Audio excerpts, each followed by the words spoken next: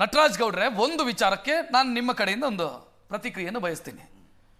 ಈ ಬೆಳವಣಿಗೆಗಳನ್ನು ಗಮನಿಸ್ತಾ ಇದ್ರೆ ಅಂದ್ರೆ ಯತೀಂದ್ರ ಮಾತನಾಡ್ತಾರೆ, ಅದಕ್ಕೆ ಆ ಕಡೆಯಿಂದ ಪ್ರತಿಕ್ರಿಯೆ ಬರುತ್ತೆ, DK ಶಿವಕುಮಾರ್ ಟೀಮಿಂದ ಪ್ರತಿಕ್ರಿಯೆ ಬರುತ್ತೆ, ಇಕ್ಬಾಲ್ ಹುಸೇನ್ ಮಾತನಾಡ್ತಾರೆ, ಯಾಕಂದ್ರೆ ಬಸವರಾಜ ಶಿವಗಂಗಾ ಮಾತನಾಡ್ತಾರೆ, ಕುಣಿಗಲ್ ರಂಗನಾಥ್ ಮಾತನಾಡ್ತಾರೆ, ಟಾಂಟ್ ಕೊಟ್ಟು ಮಾತನಾಡ್ತಾರೆ.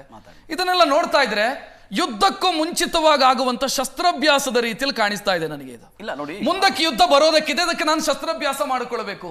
ಈಗ ಮಾನ್ಯ ಯತೀಂದ್ರ ಅವರ ಮಾತಿಗೆ ಅನ್ಯತಾ ಎಲ್ಲರೂ ವಿಶೇಷ ಅರ್ಥಗಳನ್ನು ಕಲ್ಪಿಸುವಂತ ಅಗತ್ಯ ಖಂಡಿತವಾಗಿಯೂ ಇರಲಿಲ್ಲ.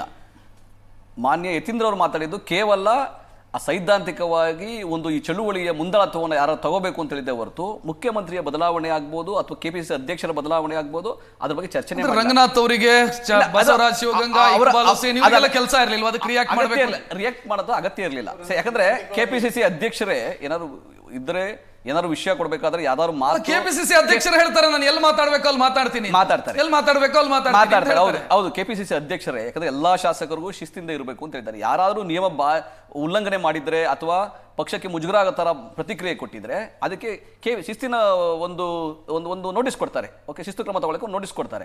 ಇದು ಎಲ್ಲಾ ಶಾಸಕರು ಕೊಟ್ಟಿದ್ದಾರೆ.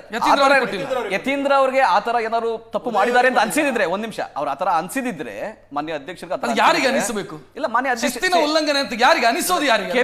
KPCC ಅಧ್ಯಕ್ಷರಿಗೆ ಅನ್ಸುತ್ತೆ. ಯಾಕಂದ್ರೆ ಅವರೇ ಪಕ್ಷದ ರಾಜ್ಯಾಧ್ಯಕ್ಷರು, ಅವರೇನೆ, ಅವರದೇ ಆ ಹೊಣೆಗಾರಿಕೆ ಇದೆ, ಅವರದೇ ಜವಾಬ್ದಾರಿ ಇದೆ, ಅವರೇ ಅದನ್ನೆಲ್ಲ ಗಮನಿಸ್ತಾರೆ.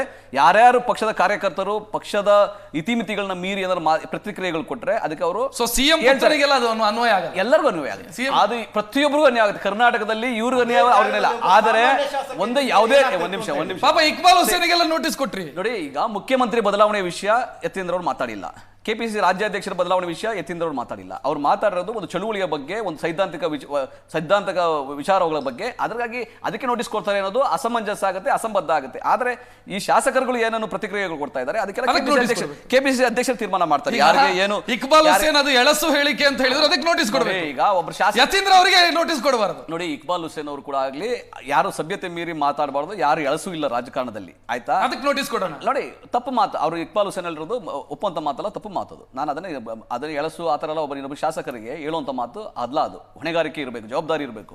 ಆದರೆ KPCC ರಾಜ್ಯಾಧ್ಯಕ್ಷರು ತೀರ್ಮಾನ ಮಾಡ್ತಾರೆ ಯಾರಾದ್ರೂ ತಪ್ಪು ಮಾತಾಡಿದ್ರೆ. ಬೇರೆಯವರೆಲ್ಲ ಪ್ರತಿಕ್ರಿಯೆ ಉತ್ತರ ಸಿಗಲಿಲ್ಲ. ಇದು ಯುದ್ಧದ ಮುನ್ಸೂಚನೆ ಅಂತ ಹೇಳಿ ಯಾವ ಯುದ್ಧನೂ ಇಲ್ಲ, ಯಾವ ಯುದ್ಧನೂ ಆಗಲ್ಲ. ಬಿಜೆಪಿ JDS ಮೇಲೆ ಯುದ್ಧ ನಿಂತಿದೆ. ರತನ್ ಅವರಿಗೆ ಅದರ ಅನುಭವ ಇದೆ, ಅವರಿಗೆ ಎರಡೆರಡು ಸಲ ಅಧಿಕಾರಕ್ಕೆ ಮುಂದಕ್ಕೆ ಆ ಶಸ್ತ್ರಾಭ್ಯಾಸಗಳನ್ನು ನೋಡಿದ್ದಾರೆ. ಅವರ ಮುಂದಿನ 6 ತಿಂಗಳ ಕಾಲದಲ್ಲಿ ಗ್ರಾಮ ಪಂಚಾಯತಿ, ಜಿಲ್ಲಾ ಪಂಚಾಯತ್, ತಾಲೂಕ್ ಪಂಚಾಯತ್, ಕಾರ್ಪೊರೇಷನ್ ಚುನಾವಣೆ ಇದೆ. ಯುದ್ಧ ಆಗೋದು ಅಲ್ಲಿ ಬಿಜೆಪಿ JDS ಎಲ್ಲಿ ನೆಲ ಕಟ್ಟಲ್ಲ, ಯುದ್ಧ ಮಾಡ್ತೀವಿ. ಅದಕ್ಕೆ ಸಂಘಟನೆ ಮಾಡ್ಕೊಂಡಿದ್ದೀವಿ ನಾವು. ಬಿಜೆಪಿಯ ರಾಜ್ಯಾಧ್ಯಕ್ಷರು ನಿಷ್ಕ್ರಿಯ ಆಗಿದ್ದಾರೆ, ಬಿಜೆಪಿ ರಾಜ್ಯಾಧ್ಯಕ್ಷರು ಕಿತ್ತಾಕ್ತಾರೆ ಅಂತ ಮಾಹಿತಿ ಇದೆ. 2-3 ದಿನದಲ್ಲಿ ಅದು ಗೊತ್ತಿಲ್ಲ, ಮಾಹಿತಿ ಇಲ್ಲ. ವಿರೋಧ ಪಕ್ಷ ನಾಯಕನ ಕಿತ್ತಾಕ್ತಾರೆ ಮಾಹಿತಿ ಇದೆ. ಅದು ಅವ್ರ ಭಯ ಇದೆ.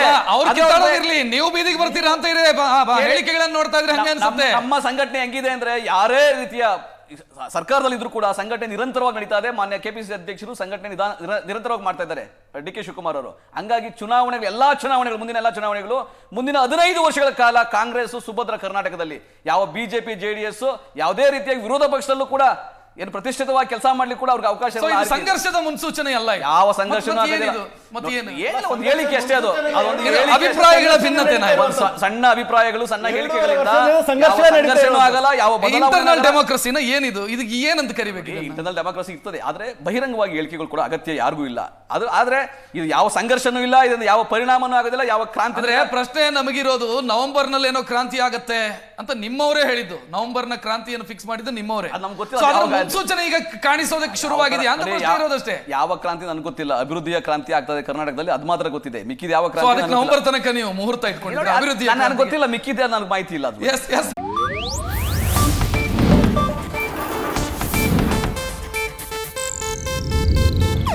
ಇದು ಏಷ್ಯಾನೆಟ್ ನ್ಯೂಸ್ ನೆಟ್ವರ್ಕ್ ಪ್ರಸ್ತುತಿ.